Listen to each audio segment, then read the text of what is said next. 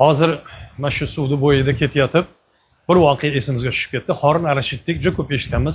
Xalifa bo'lganlar, podshoh bo'lganlar, juda ham solih, dinga xizmat qilgan, ilmga ham xizmat qilgan zot edilar.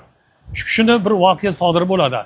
Ayollari bilan suvni bo'yida kechki sayrda ketayotganlarida Bahlul degan bir valiyullohlardan bo'lgan bir inson qumdan uy yasab o'tirgan edi.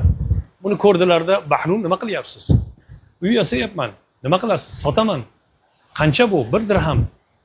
Buni bepisand bo'ldilarda o'tib ketdilar. Keyin ayollari keladilarda, haligini ko'rib, bu ham xuddi so'raydida, ayollari xaridor bo'lganda 1 dirham kim bu qasrni olsa, haqiga duo qilaman, u jannatga kiradi dedilar. Ayollari shu ishni qildilarda, oldilarda ketdilar.